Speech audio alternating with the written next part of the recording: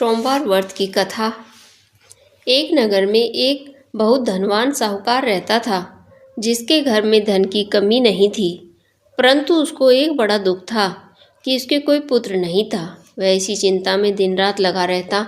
वह पुत्र की कामना के लिए प्रत्येक सोमवार को शिव जी का व्रत और पूजन किया करता था तथा सायंकाल को शिव मंदिर में जाकर शिव जी के सामने दीपक जलाया करता था। उसके इस भक्ति भाव को देखकर एक समय श्री पार्वती जी ने शिवजी महाराज से कहा कि साहूकार आपका अनन्य भक्त है और आपका सदैव व्रत और पूजन बड़ी श्रद्धा से करता है, इसकी मनोकामना पूर्ण करनी चाहिए। शिवजी ने कहा, पार्वती, यह संसार कर्म क्षेत्र है। जैसे किसान खेत में बीज बोता है वैसा ही फल काटता है, उसी तरह इस संसार में जो जैसा कर्म करते हैं वैसा ही फल भोगते हैं। पार्वती जी ने अत्यंत आग्रह से कहा, महाराज, जब यह आपका अनन्य भक्त है और इसको किसी प्रकार का दुख है तो आपको उसको अवश्य दूर करना चाहिए, क्योंकि आप सदैव अपने भक्तों पर दयालु होते हैं और उनके दुखों को दूर करते हैं। यदि आप ऐसा नहीं करेंगे तो मनुष्य आपकी सेवा तथा व्रत क्यों करेंगे। पार्वती जी का ऐसा आग्रह देखकर शिवजी महाराज कहने लगे कि हे पार्वती, इसके कोई पुत्र नहीं है। इसी चिंता में यह अति दुखी रहता है। इसके भाग्य में पुत्र न होने पर भी मैं इसको पुत्र प्राप्ति का वर दे देता हूँ, परंतु यह पुत्र केवल 12 वर्ष तक ही जीवित रहेगा। इसके बाद वह मृत्यु को प्राप्त हो जाएगा। इससे अधिक मैं और उसके लिए कुछ भी नहीं कर सकता। ये सब बातें साहूकार सुन रहा था। इससे उसको ना कुछ प्रसन्नता हुई और न ही कुछ दुख हुआ। वह पहले के जैसा ही शिवजी का व्रत और पूजन करता रहा। कुछ काल व्यतीत हो जाने पर साहूकार की स्त्री गर्भवती हुई और 10वें महीने में उसके गर्भ से अति सुंदर पुत्र रत्न की प्राप्ति हुई। साहूकार के घर में बहुत खुशी मनाई गई, परंतु साहूकार ने उसकी केवल 12 वर्ष की आयु जानकर अधिक प्रसन्नता प्रकट नहीं की और न ही किसी को कुछ भेद बतलाया। जब वह बालक 11 वर्ष का हो गया तो उस बालक की माता ने उसके पिता से विवाह आदि के लिए कहा, तो वह साहूकार कहने लगा कि मैं अभी इसका विवाह नहीं करूँगा, अपने पुत्र को काशी जी के पढ़ने के लिए ही भेजूंगा। फिर साहूकार ने अपने साले अर्थात बालक के मामा को बुलाकर उसको बहुत साधन देकर कहा, तुम इस बालक को काशी जी पढ़ने के लिए ले जाओ और रास्ते में जिस स्थान पर भी जाओ यज्ञ तथा ब्राह्मणों को भोजन कराते हुए जाओ। वह दोनों मामा और भांजे यज्ञ करते ब्राह्मणों को भोजन कराते हुए जा रहे थे। रास्ते में उनको एक शहर पड़ा।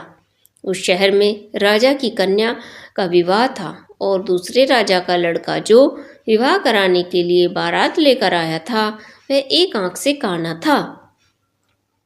उसके पिता को इस बात की बड़ी चिंता थी कि वर को देखकर कन्या के माता पिता विवाह में किसी प्रकार की अड़चन पैदा न कर दें। इस कारण जब उसने अति सुंदर सेठ के लड़के को देखा तो मन में विचार किया कि क्यों न दरवाजे के समय इस लड़के से वर का काम भी चला लिया जाए। ऐसा विचार वर के पिता ने उस लड़के के मामा और से बात की तो वे राजी हो गया और फिर उस लड़के को वर के कपड़े पहना, घोड़ी पर चढ़ा, दरवाजे पर ले गए और सब कार्य प्रसन्नतापूर्ण संपूर्ण करा दिया गया। फिर वर के पिता ने सोचा कि यदि विवाह कार्य भी इसी लड़के से करा लिया जाए तो क्या बुराई है। ऐसा विचार करके लड़के और उसके मामा से कहा, यदि आप फिर और कन्यादान का काम भी करा दे तो आपकी बड़ी ही कृपा होगी और इसके बदले मैं आपको बहुत कुछ धन दूंगा। तो उन्होंने स्वीकार कर लिया और विवाह कार्य भी बहुत अच्छी तरह से संपन्न हो गया। परंतु जिस समय लड़का जाने लगा तो उसने राजकुमारी की चुनरी के पल्ले पर लिख दिया कि तुम्हारा विवाह मेरे साथ हुआ है, परंतु जिस राजकुमार के साथ तुमको भेजेंगे वह एक आंख से काना है और मैं काशी जी पढ़ने जा रहा हूँ। लड़के के जाने के पश्चात उस राजकुमारी ने जब अपनी चुनरी पर ऐसा लिखा हुआ पाया तो उसने राजकुमार के साथ जाने से मना कर दिया और कहा कि ये मेरा पति नहीं है, मेरा विवाह इसके साथ नहीं हुआ है। वह तो काशी जी पढ़ने गया है। राजकुमारी के माता पिता ने अपनी कन्या को विदा नहीं किया और बारात वापस चली गई। उधर सेठ का लड़का और उसका मामा काशी जी जा पहुँचे। वहाँ जाकर उन्होंने और लड़के ने यज्ञ करना और लड़के ने पढ़ना शुरू कर दिया। जब लड़के की आयु 12 वर्ष की हो गई तो वह उस दिन उन्होंने भी यज्ञ रचा रखा था। तो लड़के ने अपने मामा से कहा, मामा जी आज मेरी तबीयत कुछ ठीक नहीं है। मामा ने कहा अंदर जाकर सो जाओ। लड़का अंदर जाकर सो गया और थोड़ी देर में ही उसके प्राण निकल गए। जब उसके मामा ने आकर देखा तो वह मुर्दा पड़ा है और उसको बड़ा दुख हुआ और उसने सोचा कि अगर मैं भी अभी रोना पीटना मचा दूंगा तो यज्ञ का कार्य तो अधूरा ही रह जाएगा। अतः उसने जल्दी से यज्ञ का कार्य समाप्त कर ब्राह्मणों के जाने के बाद रोना पीटना आरंभ कर दिया। संयोग से उसी समय शिव पार्वती जी उधर से जा रहे थे। जब उन्होंने जोर जोर से रोने की आवाज़ सुनी तो पार्वती जी कहने लगी, महाराज कोई दुखिया रो रहा है, इसके कष्ट को दूर कीजिए। जब शिव पार्वती ने पास जाकर देखा तो वहाँ तो एक लड़का मुर्दा पड़ा था। पार्वती जी कहने लगी, महाराज यह तो उसी सेठ का लड़का है जो आपके वरदान से हुआ था। शिव जी कहने लगे, हे पार्वती इसकी इतनी आयु थी यह वह भोग चुका है। तब पार्वती जी ने कहा, हे महाराज इस बालक को और आयु दो, नहीं तो इसके माता पिता तड़प तड़प कर मर जाएंगे। पार्वती जी के बार बार आग्रह करने पर शिव जी ने उसको जीवन वरदान दिया और शिव जी महाराज की कृपा से लड़का जीवित हो उठा।